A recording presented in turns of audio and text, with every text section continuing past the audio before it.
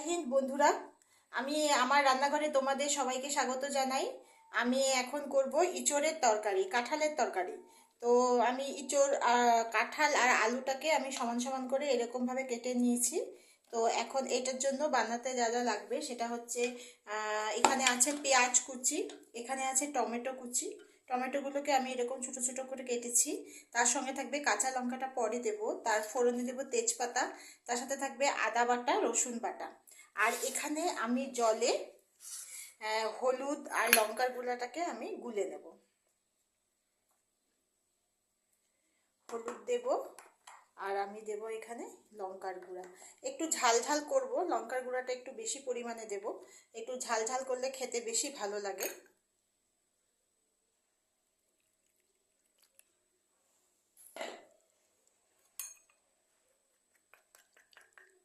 আমি হলুদ আর লঙ্কার গুঁড়াটাকে আমি এখানে এইভাবে জলের মধ্যে মিশিয়ে নিলাম। আর কোনো মশলা আমি এখানে অ্যাড করব না, শুধু হলুদ আর লঙ্কার গুঁড়া।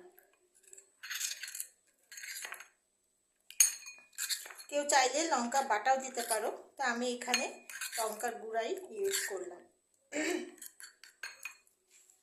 তো চলো, আমাদের তেল গরম হয়ে গেছে অলরেডি, কড়াই বসানো ছিল। তা আমি তেলটা দিয়ে দিলাম যতটুকু দরকার, একবারে পুরো তেলটা দিয়ে দেওয়ার পরে সবার প্রথমে আমি ছাড়বো এখানে তেজপাতা।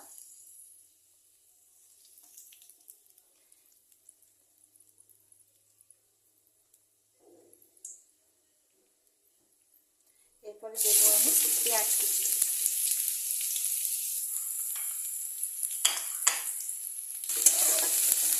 পেঁয়াজ কুচি দিয়ে আমি এটাকে একটু হালকা হালকা ভাজা করবো।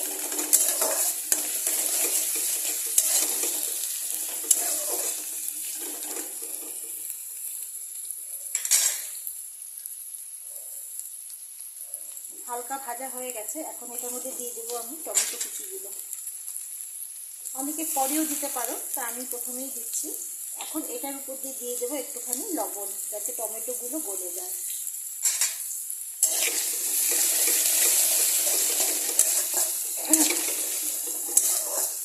এটাকে লবণ দিয়ে আমি এটাকে অল্প করে ঢাকা দিয়ে রেখে দেবো। ঢাকনা দিয়ে রেখেছিলাম, তো আমাদের এই টমেটোগুলো নরম হয়ে গেছে। তো এখন এটার মধ্যে আমি দিয়ে দেবো ইঁচড় আর আলু। ইঁচড় আর আলু দিয়ে এটার সঙ্গে ভালো করে নাড়িয়ে দেবো।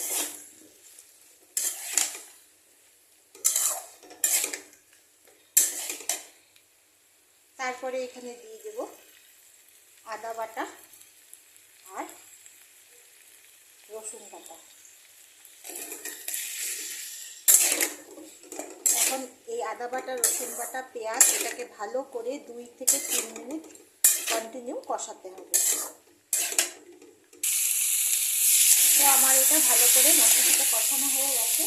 এখন আমি দিয়ে দেবো এখানে গুলে রাখা লঙ্কা আর হলুদ।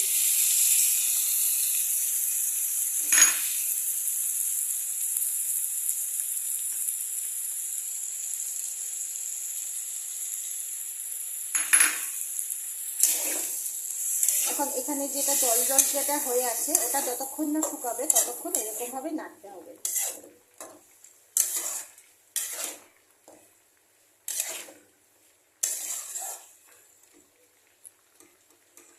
যেহেতু লবণ আগে অল্প দিয়েছিলাম, সেই জন্য এখন আরেকটু লবণ দিয়ে দেবো।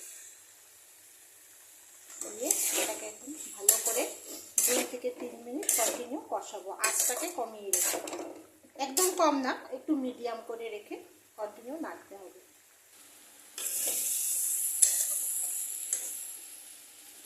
জলটা শুকিয়ে গেছে, এখন এটার মধ্যে দিয়ে এখানে অল্প অল্প দিয়ে একটু মিষ্টি দিয়ে দেবো। মিষ্টি দিয়ে এটাকে একটু নেড়ে নেব।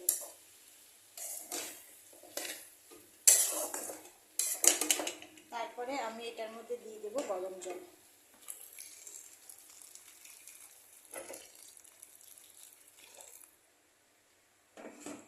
এটা একটু মাখা মাখা করব, বেশি ঝোল ঝোল করব না, একদম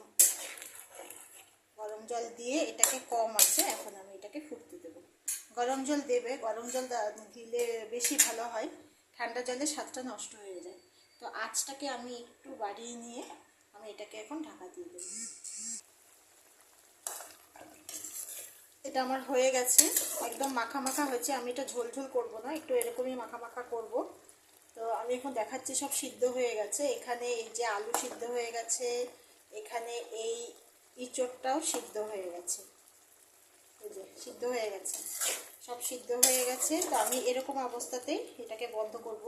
বন্ধ করার আগে আমি এখানে দিয়ে দেবো কাঁচা লঙ্কাগুলোকে চিড়ে দিয়ে দেবো। আমি কাঁচা লঙ্কাটা আগে দিই না, কাঁচা লঙ্কাটা একটু নরম হয়ে যায়, তো সেই জন্য মানে খাওয়ার সময় অতটা সেন্ট পাওয়া যায় না কাঁচা লঙ্কা। তো এখন এরকমভাবে দিয়ে এটাকে চাপা দিয়ে রেখে দেবো, ভাপে যতটা হবে আর কি। তার উপর দিয়ে আমি এখন এই গরম মশলার প্যাকেট থেকে গরম মশলা আমি দিয়ে দেবো, গুঁড়া গরম মশলা।